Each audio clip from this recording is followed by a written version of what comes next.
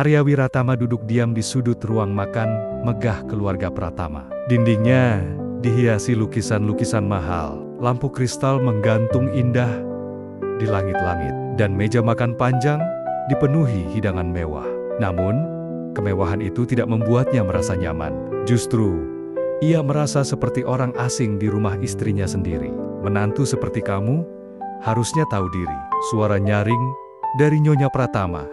Ibu mertuanya menusuk telinganya. Wanita paruh baya itu menatapnya penuh hinaan. "Kamu hidup di sini hanya karena belas kasihan putriku.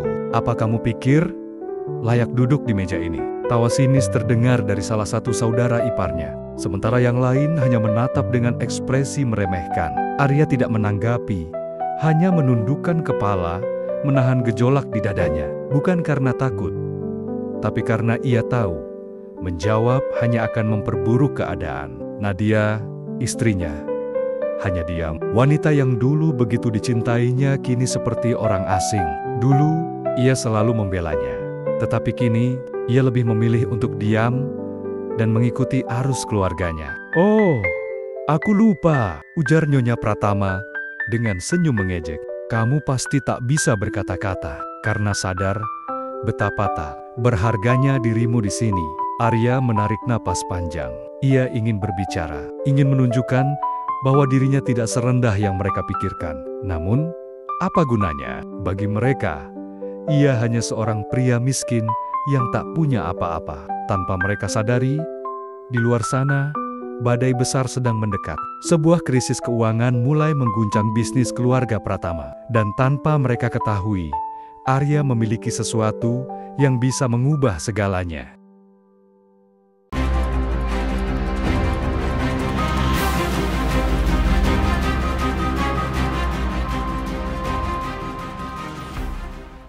Arya berdiri di tengah ruangan megah itu, diapit oleh dekorasi kristal dan cahaya lampu gantung yang berkilauan. Di sekelilingnya, para tamu berpakaian mewah, berbincang dengan suara lirih.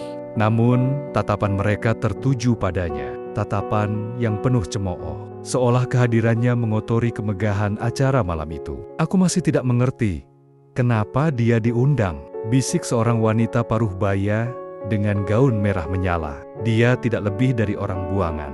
Arya mendengar setiap kata itu, tapi dia hanya menarik napas dalam. Kepalanya tetap tegak. Ia sudah terbiasa dengan perlakuan seperti ini. Namun, malam ini berbeda. Malam ini, ia berdiri bukan hanya sebagai pria yang diremehkan, tapi sebagai seseorang yang bertekad untuk membuktikan bahwa mereka semua salah.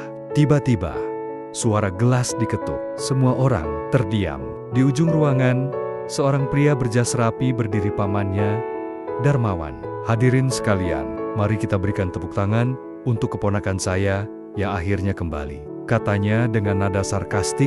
Beberapa orang tertawa kecil. "Arya, setelah sekian lama menghilang, akhirnya kau datang juga. Bagaimana rasanya kembali ke tempat yang dulu menendangmu pergi?" Tawa kecil berubah menjadi gelombang ejekan. Arya menatap pamannya, mencoba membaca maksud di balik kata-katanya. Ia tahu, Darmawan tak pernah benar-benar menerimanya sebagai bagian dari keluarga. Bagi mereka, Arya adalah noda dalam silsilah yang sempurna. "Saya kembali bukan untuk masa lalu, Paman," jawab Arya. Suaranya tenang tapi tegas. "Saya kembali untuk masa depan." Beberapa orang tersentak mendengar jawaban itu. Namun, Darmawan hanya menyeringai. "Masa depan? Dan apa yang bisa kau bangun tanpa warisan keluarga ini?" Arya menahan diri untuk tidak terprovokasi. Ia tahu, satu langkah salah, dan mereka akan menginjaknya lebih dalam. Tapi sebelum ia sempat menjawab, sebuah suara lembut namun tajam memotong suasana. "Mungkin kita sebaiknya tidak meremehkan seseorang yang belum kita ketahui sepenuhnya." Semua kepala menoleh ke arah suara itu.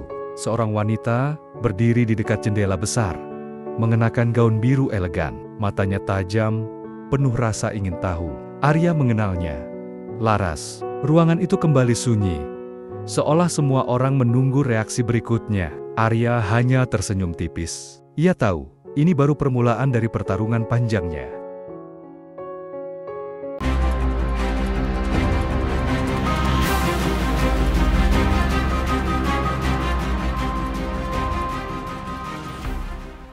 Setelah malam penuh penghinaan itu, Arya meninggalkan acara dengan langkah mantap. Ia tidak akan membiarkan harga dirinya diinjak lagi. Di balik tatapan sinis keluarga besarnya, ada satu hal yang ia sadari. Mereka takut. Takut jika ia benar-benar bangkit dan membuktikan bahwa mereka salah.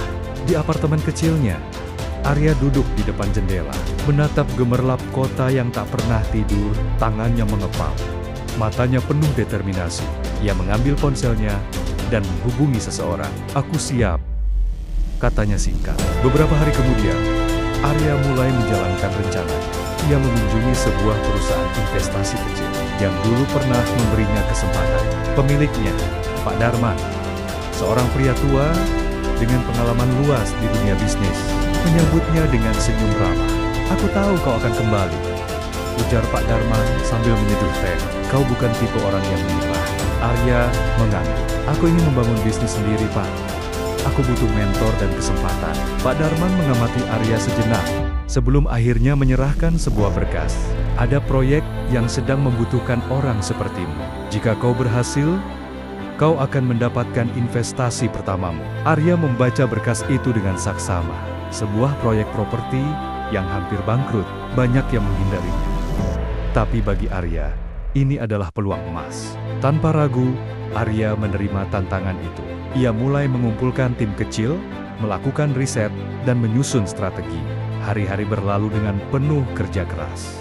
Ia belajar dari setiap kegagalan dan terus maju. Di sisi lain, kabar tentang kebangkitan Arya mulai terdengar di kalangan keluarganya. Pamannya, Darmawan, tidak tinggal diam. Ia menganggap Arya sebagai ancaman dan mulai merancang rencana untuk menjatuhkannya. Namun, Arya sudah siap. Kali ini, ia tidak akan mundur. Dan inilah awal dari kebangkitannya.